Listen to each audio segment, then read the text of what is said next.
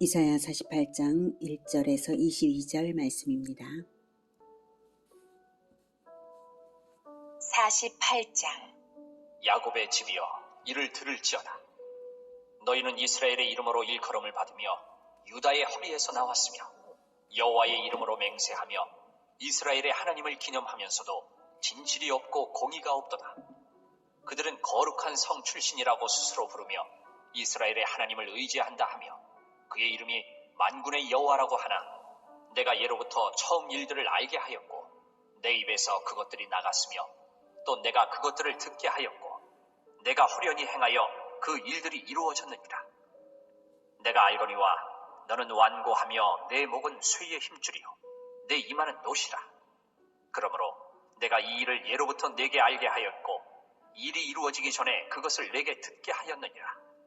그것을 내가 듣게 하여 내가 이것을 내 신이 행한 바요 내가 새긴 신상과 부어 만든 신상이 명령한 바라 말하지 못하게 하였느니라. 내가 들었으니 이 모든 것을 보라. 너희가 선전하지 아니하겠느냐. 이제부터 내가 새 일 곧 내가 알지 못하던 은비한 일을 내게 듣게 하노니 이 일들은 지금 창조된 것이요 옛 것이 아니라 오늘 이전에는 내가 듣지 못하였으니 이는 내가 말하기를 내가 이미 알았노라 하지 못하게 하려 함이라.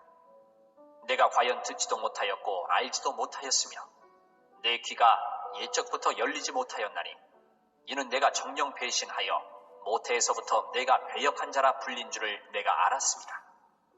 내 이름을 위하여 내가 노하기를 더디할 것이며 내 영광을 위하여 내가 참고 너를 멸절하지 아니하리라. 보라, 내가 너를 연단하였으나 은처럼 하지 아니하고 너를 고난의 풀무불에서 택하였노라. 나는 나를 위하며 나를 위하여 이를 이룰 것이라. 어찌 내 이름을 욕되게 하리요 내 영광을 다른 자에게 주지 아니하리라. 사랑하는 형제 여러분, 4월 11일 화요일 저녁 목상에 오신 것을 환영합니다. 40장 이후부터 선민 이스라엘의 바벨론 포로 귀환 예언에 중점이 있는 가운데 세계 역사의 절대 주관자이신 하나님만이 유일한 구원자 되심을 거듭 강조했습니다. 46장에서부터는 우상 숭배자에 대한 심판 경고와 여호와 유일 신앙 권고가 계속되고 있는데요. 지난 47장에서는 바벨론이 하나님의 심판의 도구로 쓰임받은 주제를 알지 못하고 긍휼 없는 억압을 하고 오직 자기만 있다고 교만하며 우상을 의지하지만 결국 아무도 바벨론을 구원해 주는 이 없이 결국 멸망당할 것을 예언했습니다. 그러면 선민 이스라엘은 나은가 하면 선민이라고 나은 것이 없습니다. 하나님의 선민으로 선택받은 이스라엘은 하나님께 성실하지도 못하고 의롭지도 못하였으나 하나님께서는 다만 오직 당신의 영광을 위하여 한 번 택한 백성을 풀무불에 연단시킨 후에라도 구원하신다는 본장의 내용입니다. 선민의 불성실과 하나님의 열심이 대조되고 있습니다. 하나님의 절대 주권과 열심으로써 언약을 맺으시고 성취하시는 것이지 언약을 맺을 때나 성취할 때나 이스라엘의 공로는 아무것도 없습니다. 1, 2절을 보면 이스라엘이 스스로 자부하기로는 정말 대단하죠. 이만저만이 아닙니다. 1절 야곱의 집이여 이를 들을지어다. 너희는 이스라엘의 이름으로 일컬음을 받으며 이스라엘 하나님의 다스림을 받는 자라는 뜻이고요. 야곱이 변하여 이스라엘이라는 새 이름에 걸맞게 변화된 인생 살라고 하나님께서 새 이름 주신 것인데 새 인격으로 살라고 그랬는데 1000년이 넘어도 전혀 변화가 되지 않았는데도 이스라엘의 이름으로 일컬음 받기는 자랑하는 소위 이스라엘 사람들입니다. 이름만 이스라엘인 거예요. 여전히 야곱일 뿐인데 그래서 유다의 허리에서 나왔다라고 자랑을 하는 거죠. 유다의 허리에서 왕이신 그리스도가 나실 것이라는 예언이 창세기 49장에 있었잖아요. 그 예언이 있으므로 이 또한 아주 대단한 자부심을 주는 그러한 출신입니다. 그런데 그리스도의 법도를 배우고 그렇다면 그리스도의 법도를 배워야 되잖아요. 그리스도가 나실 지파라면 법도를 배우고 행해야 할 그러한 유다가 법도는 버렸으면서 유다의 허리에서 나왔음을 자랑하는 것이죠. 여호와의 이름으로 맹세하여 이스라엘의 하나님을 기념하면서도 진실이 없고 공의가 없도다. 진실하신 여호와 공의로우신 여호와의 이름으로 맹세하면 자기도 진실하고 공의가 있어야죠. 근데 그렇지 않은 거예요. 여호와의 이름으로 맹세하고 진실에 행하지 않으면 부도수표죠. 그러니 유다의 불성실 때문에 유다의 왕이신 그리스도가 어떻게 되겠습니까? 그거를 대가집을 해야 되잖아요. 부도를 막아야 되지 않겠습니까? 그래서 그들의 헛된 맹세, 헛맹세에 대한 대가지불인 언약의 요구, 그게 무엇입니까? 바로 대속의 죽음입니다. 그리스도의 대속의 죽음을 통한 이스라엘의 구원이죠. 하나님은 바로 그 세일을 준비하시고 계셨는데요. 그 세일 이전의 과정은 예루살렘 멸망과 바벨론 포로 과정입니다. 이 과정을 거쳐서 그 다음에야 이제 그리스도를 보내실 거예요. 자, 2절. 그들은 거룩한 성 출신이라고 스스로 부르며 이스라엘의 하나님을 의지한다 하며 그의 이름이 만군의 여호와라고 하나. 네. 합당하지 못하죠. 예루살렘을 멸망시키고 그들의 행태가 만군의 여호와의 것이 아니기 때문에 합당하지 못하니까 예루살렘을 멸망시킬 것이고 그들의 행태가 만군의 여호와의 것이 아니니까 아니라는 것을 나타내 보이실 것입니다. 그래서 바벨론의 포로가 될 것을 먼저는 알게 하셨고 이것을 먼저 시행을 하실 것입니다. 3절. 내가 예로부터 처음 일들을 알게 하였고 내 입에서 그것들이 나갔으며 또 내가 그것들을 듣게 하였고 내가 호련히 행하여 그 일들이 이루어졌느니라. 네. 과거로부터 늘 예언을 주시고 이루시고 예언을 주시고 이루시고 그러셨어요. 하나님은 늘 그런 것처럼 이제 예루살렘 멸망과 바벨론 포로가 이루어졌다라고 미래일을 선언하는 것입니다. 알려주시고 행하신다. 이것을 지금 말씀하신 거죠. 4절. 내가 알거니와 너는 완고하며 내 목은 쇠에 힘줄이요 내 이마는 돛이라. 그러므로 내가 이 일을 예로부터 내게 알게 하였고 일이 이루어지기 전에 그것을 내게 듣게 하였느니라. 네. 그렇게 심판을 예언했는데도 유다가 믿지 않고 회개하지 않으니까 그 완고함이 내 목은 쇠의 힘줄이요 내 이마는 돛이라 라고 말씀하실 정도였습니다. 그런 줄을 하나님은 이미 아시기 때문에 이 일을 예로부터 내게 알게 하였고 일이 이루어지기 전에 그것을 내게 듣게 하였다. 즉 아니나 다를까 완고하고 뻣뻣함이 가시지를 않았기 때문에 미리부터 말을 했다. 이렇게 하시는 것입니다. 그것을 내게 듣게 하여 내가 이것을 내 신이 행한 바요 내가 새긴 신상과 보만된 신상이 명령한 바라 말하지 못하게 하였느니라. 네. 만약 예루살렘 멸망과 바벨론 포로 사건을 미리 예언하시지 않았다면 유다는 하도 우상 숭배에 찌들어 있었기 때문에 그 사건조차도 우상이 노하여서 자기들에게 그렇게 행한다라고 말했을 것이고 구원을 받아도 구원을 해준 것이 우상이 그렇게 했노라고 말을 했을 거예요. 그래서 그런 말을 못하게 하고 마지막 멸망을 당하고 나서라도 자기들이 들었던 바 멸망의 예언을 기억하여서 뒤늦게라도 후회하게 하시려고 이런 예언들을 주신다 이 말씀이죠. 자, 6절. 내가 들었으니 이 모든 것을 보라. 너희가 선전하지 아니하겠느냐? 이제부터 내가 새 일, 네가 알지 못하던 은비한 일을 내게 듣게 하노니. 자, 네가 과거에 그 일을 들었으니 바벨론 포로되어 간 것, 예루살렘 멸망. 그래서 그것이 들은 대로 그 일이 이루어진 것을 보고 선전하게 되지 않겠냐 이거죠. 선전하게 되는 것처럼, 그러니까 과거의 예언대로 되었다 이렇게 말을 하게 되는 것처럼 앞으로 새 일도 미리 알려주면 그 새 일을 선전하게 될 것이 아니냐 이겁니다. 그 새 일을 이제 듣게 하노라 이 뜻입니다. 새 일, 곧 내가 알지 못하던 은비한 일, 그것은 하나님께서 지금까지 간직하시고 드러내지 않으심으로 전혀 알려지지 않은 놀라운 일이라는 뜻으로 알지 못하던 은비한 일 이렇게 말씀을 하시는데 사실은 이미 다 말씀하신 거예요. 자, 이 새 일의 의미는 이중적입니다. 첫째 의미는 바벨론 압제로부터 해방될 일이고요. 둘째 의미는 메시아를 보내서 대속으로서 구원하실 사역입니다. 사실 메시아를 보내서 구원하실 것은 태초 에덴에서부터 이미 밝히신 일이죠. 다만 그것이 믿지 않는 자들에게는 감추어진 비밀이고 너무나 귀한 일이기에 하나님은 그 비밀을 간절히 찾아 알기를 바라시는 뜻에서 새 일고 내가 알지 못하던 은비한 일이라고 의도적으로 말씀하시는 것입니다. 7절. 이 일들은 지금 창조된 것이 아니요 옛 것이 아니라 오늘 이전에는 내가 듣지 못하였으니. 자, 지금 창조된 것이요. 네, 지금 창조된 것이 아니요라고 했나요? 제가 실수했네요. 이 일들은 지금 창조된 것이요. 옛 것이 아니라 오늘 이전에는 내가 듣지 못하였으니 이는 내가 말하기를 내가 이미 알았노라 하지 못하게 하려 함이라. 여기서 이 일들, 즉 고레스를 통한 해방이나 메시아를 통한 구원은 지금 창조된 것이라고 할 만큼 과거와는 다른 차원의 새로운 일이라는 말씀입니다. 과거에는 생각지도 못할 일인 것이죠. 아무도 그런 일을 미리 알았노라 말할 수 없게 하겠다는 것은 하나님의 말씀을 듣고 믿는 것에 집중하라는 뜻이죠. 구원이 인간의 능력으로가 아니라 오직 하나님의 능력이고 하나님의 주권에 속한 것이고 하나님의 말씀을 믿음으로써만 구원을 얻는 것임을 깨닫게 하는 것입니다.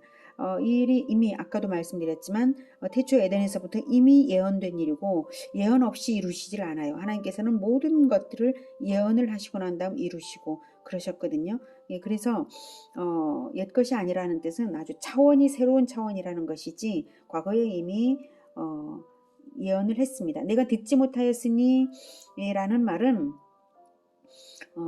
말을 안 했기 때문에 듣지 못했다는 것이 아니에요. 못 알아들었다는 것이지. 자, 8절에도 자, 네가 과연 듣지도 못하였고 알지도 못하였으며 내 귀가 옛적부터 열리지 못하였나니 이렇게 말하고 있잖아요. 이는 내가 정령 배신하여 모태에서부터 네가 배역한 자라 불린 줄을 내가 알았음이라. 즉 네가 과연 듣지도 못하였고 라는 말과 내 귀가 옛적부터 열리지 못하였나니 같은 뜻입니다.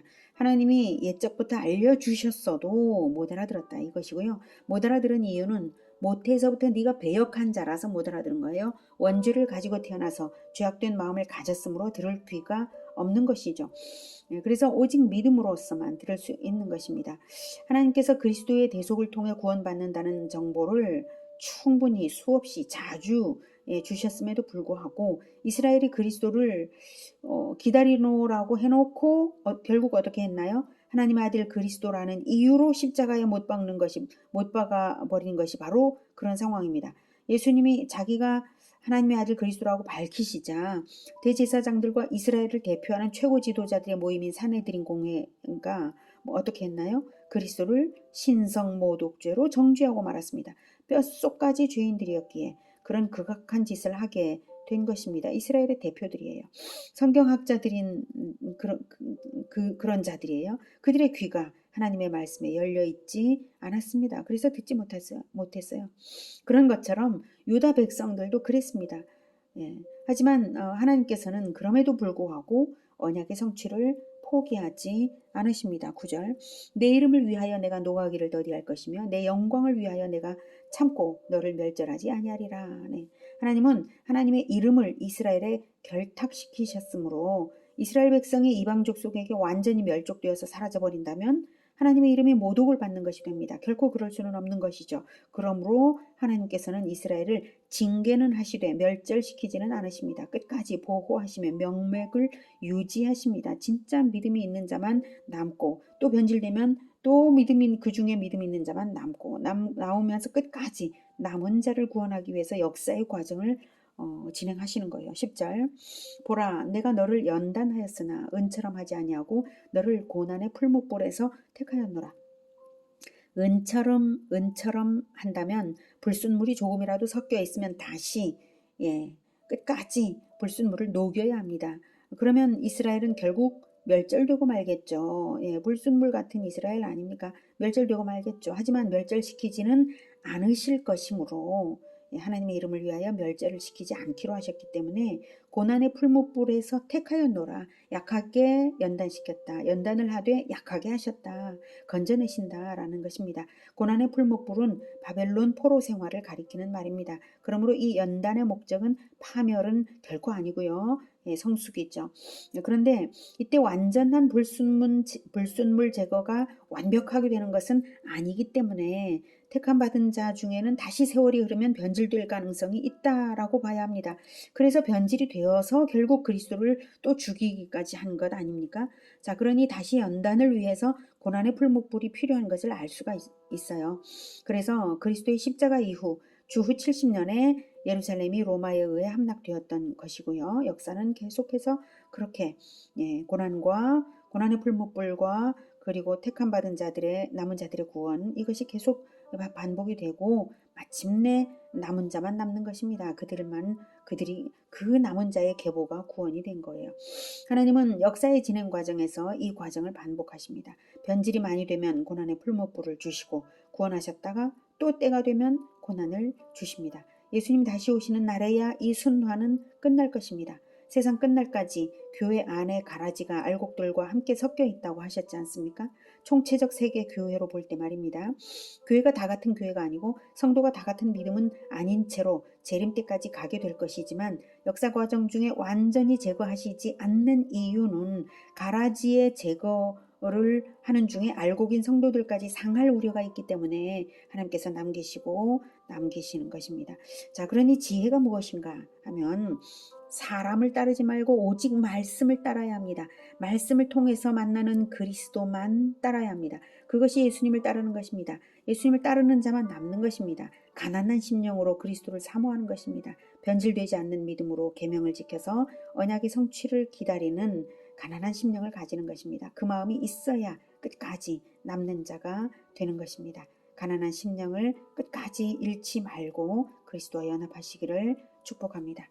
자, 11절 나는 나를 위하며 나를 위하여 이를 이룰 것이라 어찌 내 이름을 욕되게 하리요 내 영광을 다른 자에게 주지 아니하리라. 하나님께서 그 누구를 위해서도 아니고 하나님 자신을 위하여 구원을 하신다는 이 말씀은 정말 우리에게 정말 마음이 든든한 말씀입니다. 그 어떤 일에도 하나님의 결정을 흔들리게 할 요소가 전혀 없으니까요. 우리를 구원하시는 것이 하나님 자신을 위하는 일이라 하시는 것입니다. 우리를 구원하시는 것과 하나님 자신을 위하시는 것이 동일하다니 너무나 안심되는 그런 말씀이죠. 그래서 이스라엘은 하나님의 기업이라고 하셨어요.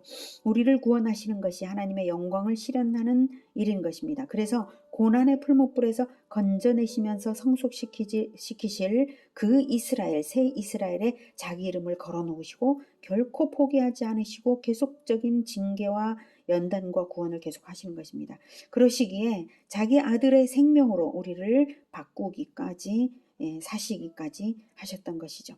바로 그 일을 오직 하나님 자신을 위하여 하나님이 주권적으로 그 누구의 영향을 받아서가 아니라 절대 주권으로 결정하신 하나님이십니다. 그 일을 이루시기 위하여 하나님은 역사 전체를 사용하시고 계십니다. 역사의 처음부터 마지막까지 그 일을 이루시는 과정이요 또 도구인 것입니다. 역사가 바로 천국을 창조하는 도구, 과정적인 도구인 것입니다. 12절 야곱아, 내가 부른 이스라엘아, 내게 들으라. 나는 처음이요 또 나는 마지막이라. 과연 내 손이 땅의 기초를 정하였고 내 오른손이 하늘을 폈나니 내가 그들을 부르면 그것들이 일제히 서느니라. 네, 이렇게 절대 주권으로서 행하시는 창조주로서 이제 이스라엘을 위해서 행하실 일을 이제 선언하십니다. 14절 너희는 다 모여 들으라. 나 여호와가 사랑하는 자는 나의 기뻐하는 뜻을 바벨론에 행하리니 그의 팔이 갈대아인에게 임할 것이라. 그들 중에 누가 이 일들을 알게 하였느냐? 나 곧 내가 말하였고 또 내가 그를 부르며 그를 인도하였나니 그 길이 형통하리라. 네, 여기에서 나 여호와가 사랑하는 자는 나의 기뻐하는 뜻을 바벨론에 행하리니 그의 팔이 갈대아인에게 임할 것이라 라고 했는데 이때 여호와가 사랑하는 자는 그리스도입니다. 그런데 이제 바벨론에 행하고 갈대아인에게 임할 것이라 라고 했으므로 고레스로구나 라고도 또 생각할 수도 있죠. 그래서 고레스를 움직여가면서 바벨론에 행하고 갈대아인에게 임하도록 그 심판을 행할 그것이 바로 그리스도의 사역이라고 생각하면 이제 무리가 없습니다. 즉 현실 역사 속에서는 고레스가 행하는데 그것이 바로 그리스도가 함께하면서 사역하시는 것이죠. 그래서 하나님께서 너희는 다 모여들으라 하면서 마치 그리스도를 딱 임명하시는 듯한 이런 장면처럼 말씀을 하시는 거죠. 그래서 나곧 내가 말하였고 내가 그를 부르며 자 이렇게 임명을 했노라는 것입니다. 그를 인도하였나니 그 길이 형통하리라. 그리스도께서 하시는 그 일이 다 형통하겠다 이런 뜻이지만 당연히 또 그 일을 이룰 역사 속에 이제 무대 위에 서는 인물은 고레스잖아요. 그래서 고레스가 하는 일이 다 형통합니다. 자 그래서 이제 바사왕 고레스는 하나님이 기뻐하는 뜻을 자기는 알지 못하였을지라도 하나님은 그를 사용하셔서 갈대아 즉 바벨론에게 심판을 행하셨습니다. 고레스를 사용하셔서 그리고 고레스에게 깨달음이 있어서 자 이렇게 행할 때에 깨달음이 왜 없겠습니까? 그죠? 그래서 깨달음이 있어서 이스라엘을 귀환시킬 때에 이렇게 고백했습니다. 에스라 1장 1에서 4절에 바사왕 고레스 원년에 여호와께서 예레미야의 입을 통하여 하신 말씀을 이루게 하시려고 바사왕 고레스의 마음을 감동시키매 그가 온 나라에 공포도 하고 조서도 내려 이르되 바사왕 고레스는 말하노니 하늘의 하나님 여호와께서 세상 모든 나라를 내게 주셨고 나에게 명령하사 유다 예루살렘에 성전을 건축하라 하셨나니 이스라엘의 하나님은 참신이시라. 너희 중에 그의 백성 된 자는 다 유다 예루살렘으로 올라가서 이스라엘의 하나님 여호와의 성전을 건축하라. 그는 예루살렘에 계신 하나님이시라. 그 남아있는 백성이 어느 곳에 머물러 살든지 그곳 사람들이 마땅히 은과 금과 그 밖의 물건과 짐승으로 도와주고 그 외에도 예루살렘에 세울 하나님의 성전을 위하여 예물을 기쁘게 드릴지니라 하였더라. 이렇게 고레스가 깨닫고 이렇게 고레스 칙령을 발표한 것이죠.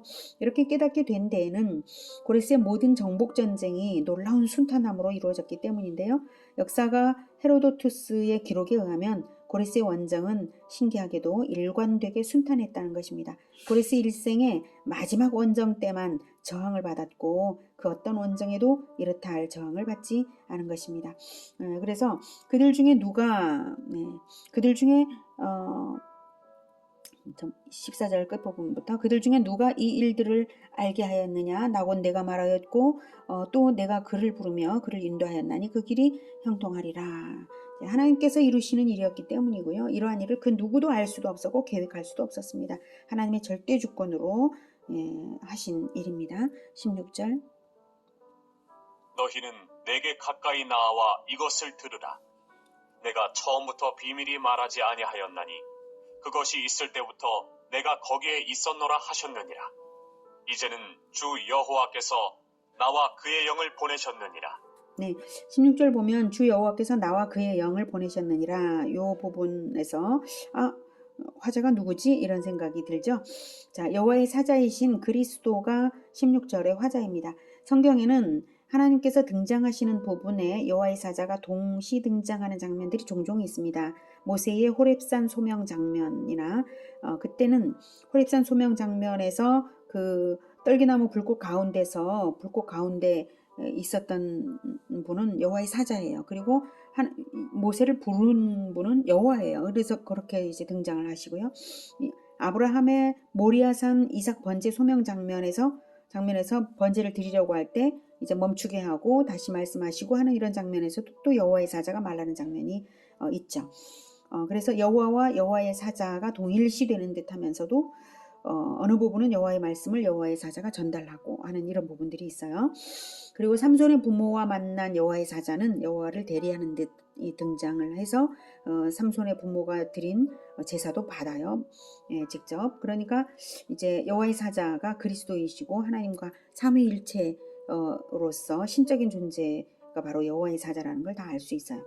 자, 이렇게 여호와의 사자가 있는데 이 부분에서도 역시 여호와의 사자 즉 구약 시대에 나타나신 그리스도의 말씀으로 들으면 무리가 없습니다. 여기에 여호와의 사자라는 표현은 없지만 그 언어적인 것이 바로 그리스도의 화자가 그리스도다라고 하는 것을 맥락을 통해서 느낄 수 있어요.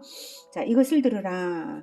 자, 그것이 있을 때부터라고 말을 하고 있는데요. 16절에 그것 둘 다 고레스를 통한 해방 사건을 말씀하시는 거고요. 내가 거기에 있었노라. 즉 고레스와 함께 이스라엘의 해방 사건에 그리스도께서 개입하셨다는 뜻이고요. 이제는 주 여호와께서 나와 그의 영을 보내셨느니라. 하나님께서 그리스도와 성령을 보내셔서 함께 삼위일체로 고레스에게 작용하며 사역하셨다. 이 뜻입니다. 지금 이사야 시대는 바벨론 포로 이전인데도 미래 시점으로 말씀을 하시는 것입니다. 37. 너희의 구속자시오 이스라엘의 거룩하신 이이신 여호와께서 이르시되 나는 내게 유익하도록 가르치고 너를 마땅히 행할 길로 인도하는 내 하나님 여호와라. 내가 나의 명령에 주의하였더라면 내 평강이 강과 같았겠고 내 공의가 바다 물결 같았을 것이며 내 자손이 모래 같았겠고 내 몸의 소생이 모래알 같아서 그의 이름이 내 앞에서 끊어지지 아니하였겠고 없어지지 아니하였으리라 하셨느니라. 네, 고난을 당하는 이스라엘에게 그것 봐라 순종했다면 안 당해도 될 고난을 너희들이 사서 당했지 않냐 하시는 거죠. 오히려 엄청난 축복이 약속되었었는데 언약대로 안 해서 너희들이 사서 고생하고 극소수만 돌아오게 되었다. 너희들이 사서 고생 안 하고 순종했다면 너희들이 바다의 모래알처럼 엄청났을 텐데 뭐 이렇게 말씀하십니다. 자, 그러니 이제 뒤늦게라도 알았으니까 어떻게 해야 하겠냐 하시는 말씀이죠. 지금 이사야 시대는 바벨론 이전인데도 미래 시점으로 말씀하시는 것입니다. 20절. 너희는 바벨론에서 나와서 갈대아인을 피하고 즐거운 소리로 이를 알게 하여 들려주며 땅끝까지 반포하여 이르기를 여호와께서 그의 종 야곱을 구속하셨다 하라. 여호와께서 그들을 사막으로 통과하게 하시던 때에 그들이 목마르지 아니하게 하시되 그들을 위하여 바위에서 물이 흘러나게 하시며 바위를 쪼개사 물이 솟아나게 하셨느니라. 여호와께서 말씀하시되 악인에게는 평강이 없다 하셨느니라. 바벨론에서 해방될 이스라엘이 할 일을 미리 알리십니다. 즐거운 소리로 땅끝까지 여호와의 구속을 반포하라. 이 명령을 주시는 이유는 70년 포로 기간을 거친 후에는 바벨론 땅에 정착이 되어버려서 돌아오고자 하지 않을 사람들도 있기 때문입니다. 그래서 실제로 돌아온 사람은 약 5만여 명밖에 아니에요. 거기에 잡혀간 사람들은 엄청나게 많은 사람들이 수도 셀 수 없을 만큼 잡혀갔는데 돌아온 사람은 5만여 명밖에 아니죠. 그러니까 멸망한 이스라엘은 뭐 수백만 명 아닙니까? 수백만 명이 멸망해서 흩어졌는데 제국에 흩어졌는데 돌아온 사람은 5만 명. 그러니까 이걸 미리 아시고 이제 명령을 미리 주시는 거예요. 이스라엘이 언약을 사모하면 돌아와야 되는 거죠. 명령도 미리 있었으니까 하나님의 명령을 기억하면 돌아와야 합니다. 돌아오는 자가 그가 돌아오는 자가 언약 백성이죠. 언약을 기억하니까 돌아오는 거죠. 돌아오는가 돌아오지 않는가로 구원받은 백성인지 아닌지 알아볼 수 있을 것입니다. 돌아오는 자들은 마치 출애굽 때에 광야를 지날 때 물을 내어주셨던 것처럼 바위를 깨어서 물을 내어주셨죠. 그런 것처럼 생명수를 주시겠다는 뜻입니다. 이 물이 육신이 마시는 물만을 의미하는 것은 아닙니다. 영혼을 되살리는 생명수를 주겠다라는 뜻이죠. 바로 그 생명수를 물을 낸 그 바위가 바로 그리스도다라고 신약 성경에도 말씀하고 있지 않습니까? 자, 마지막 한 절이 매우 의미심장합니다. 22절. 여호와께서 말씀하시되 악인에게는 평강이 없다 하셨느니라. 하나님의 이 언약의 말씀들을 믿지 않으면 바벨론 땅에서 여전히 평강 없는 삶을 선택하면서 안 돌아오고 말 것입니다. 그러나 평강은 여호와의 언약의 말씀을 믿고 행동할 때에 따라오게 되어 있습니다. 물 없는 사막을 건너서 언약의 땅에 돌아오는 일이 평강한 자들이 선택할 일이라고 하시는 것이죠. 그런 자들에게 평강을 보장하시는 하나님이십니다. 오늘은 절대 주권자이시며 창조주이신 하나님께서 하나님 자신을 위하여 우리를 구원하심으로 열심으로 구원하시고 결코 포기하지 않으시고 고난 가운데서 택하여 건져내시며 끝까지 이루어 가실 것을 알았습니다. 역사 과정을 통해서 포기하지 않으시고 성령의 인도로서 끝까지 그렇게 하실 것입니다. 그러므로 끝까지 남은 자가 바로 구원받은 자입니다. 우리는 그리스도와 동행하며 성령의 인도를 받으면 평안합니다. 사막을 건너 언약의 땅으로 가는 길은 결코 메마르지 않습니다. 생명수가 넘칠 것이고요. 강 같은 평안, 바다 같은 공의로서 보호될 것입니다. 그러니 우리는 위선적인 형식 예배가 아니라 삶의 선택에서 그리스도의 가르침을 따라야 하겠습니다.